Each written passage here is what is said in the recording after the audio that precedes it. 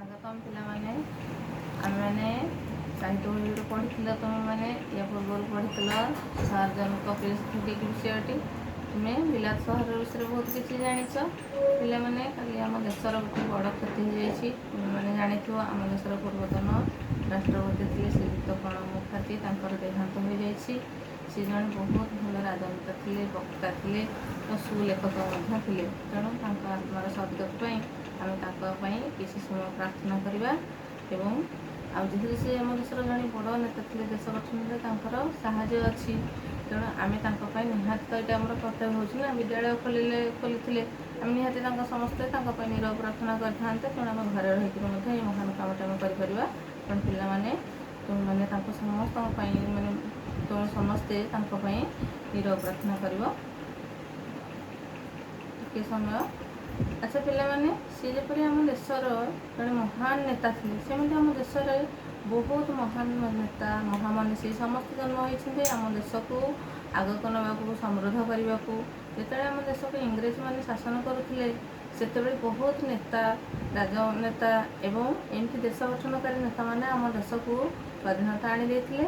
ତାଙ୍କ ମଧ୍ୟରେ ଆମର ନାରୀମାନେ ବି କିଛି କମ୍ ନଥିଲେ। ସେମିତି ଜଣେ ନାରୀ ନେତ୍ରୀ ଥିଲେ ଆମ ଦେଶରେ, ତାଙ୍କ ନାଁ ହେଉଛି ସରୋଜିନୀ ନାଇଡୁ, ଯିଏକି ଆମ ଦେଶ ଗଠନରେ ବହୁତ ସାହାଯ୍ୟ କରିଥିଲେ ଏବଂ ସେ ଅଭିନବ ଉପାୟରେ କରିଥିଲେ। ସେ ସୁନ୍ଦର ସୁନ୍ଦର କବିତା ସବୁ ଲେଖୁଥିଲେ ଏବଂ ସେ ସୁନ୍ଦର ସୁନ୍ଦର କବିତା ସଭା ସମିତିରେ ସବୁ ଗାନ କରାଯାଉଥିଲା। ସେଥିରେ ଦେଶପ୍ରୀତି ଥିଲା ଏବଂ ସେ ନିଜେ କବିତା ଲେଖୁଥିଲେ, ନିଜେ ବି ଗାନ କରୁଥିଲେ। ଦେଶପ୍ରୀତିର ଭାବରେ ଉଦ୍ବୁଦ୍ଧ ହୋଇକରି ସ୍ୱାଧୀନତା ସଂଗ୍ରାମରେ ଭାଷା ଦେଇଥିଲେ। ସେଇଥିପାଇଁ ତାଙ୍କ ସୁନ୍ଦର କଣ୍ଠସ୍ୱର ପାଇଁ ଏବଂ ତାଙ୍କ କବିତା ପାଇଁ ତାଙ୍କୁ ପ୍ରାଚ୍ୟ ଜଗତର କୋକିଳ ବା ଭାରତର ବୁଲବୁଲ ବୋଲି କୁହାଯାଏ। ବୁଲବୁଲ କ'ଣ ଜାଣିଛ ପିଲାମାନେ? ବୁଲବୁଲ ହେଉଛି ଗୋଟେ ସୁନ୍ଦର ଚଢ଼େଇ, ଯିଏକି ରାତିରେ ସୁନ୍ଦର କଣ୍ଠରେ ଗୀତ ଗାଏ।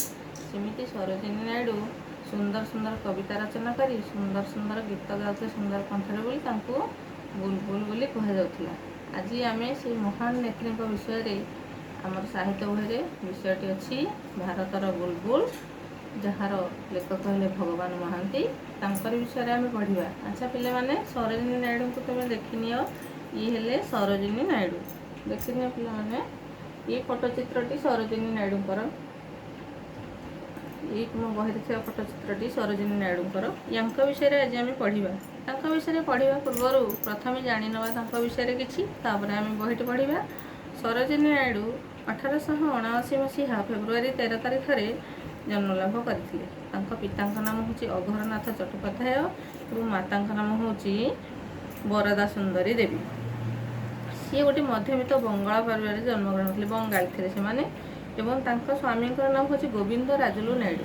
ତେଣୁ ତାଙ୍କ ସହ ବିବାହ କଲା ପରେ ତାଙ୍କର ବଦଳି ଯାଇ ସାଙ୍ଗିଆ ତାଙ୍କର ନାଇଡୁ ହୋଇଛି, ତାଙ୍କ ନାଁ ସରୋଜିନୀ ନାଇଡୁ। ଯେତେବେଳେ ସ୍ୱାଧୀନତା ସଂଗ୍ରାମ ଚାଲିଥିଲା, ସେ ମହାତ୍ମା ଗାନ୍ଧୀଙ୍କ ଆଦର୍ଶରେ ଅନୁପ୍ରାଣିତ ହୋଇ ସ୍ୱାଧୀନତା ସଂଗ୍ରାମରେ ଝାସ ଦେଇଥିଲେ ଏବଂ ବହୁତ ବାର ସେ କାରାବରଣ ବି କରିଛନ୍ତି। ତାପରେ ଦେଶ ସ୍ୱାଧୀନ ହେଲା ବହୁତ କଷ୍ଟ ସ୍ୱୀକାର କରି। ଦେଶ ସ୍ୱାଧୀନ ହେଲା ପରେ ପ୍ରଥମ ଭାବରେ ସ୍ୱାଧୀନ ଭାରତର ସେ ଉତ୍ତରପ୍ରଦେଶର ରାଜ୍ୟପାଳ ପଦବୀ ମଣ୍ଡନ କରିଥିଲେ। ଏଥିରେ ସେ ହେଉଛନ୍ତି ସର୍ବପ୍ରଥମ ମହିଳା।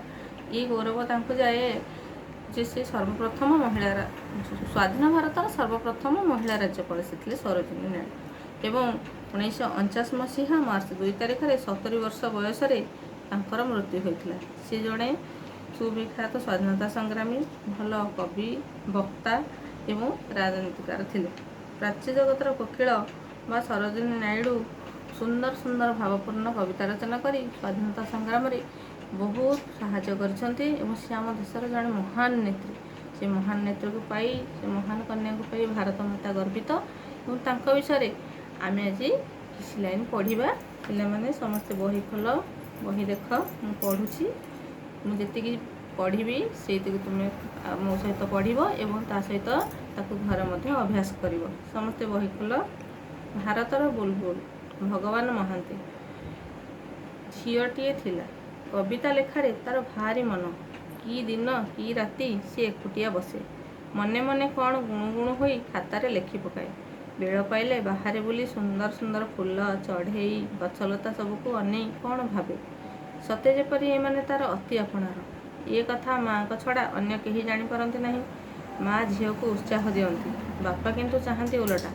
ବାପାଙ୍କ ଇଚ୍ଛା ଝିଅ ଅଙ୍କ କଷୁ, ହିସାବ କିତାବ ଭଲ ଜାଣୁ। ଥରେ ବାପା ଝିଅକୁ କେତେ ଖଣ୍ଡ ଅଙ୍କ କଷିବାକୁ ଦେଲେ। ମାତ୍ର ଝିଅଟିର ଅଙ୍କ କଷିବାରେ ମନ ନାହିଁ।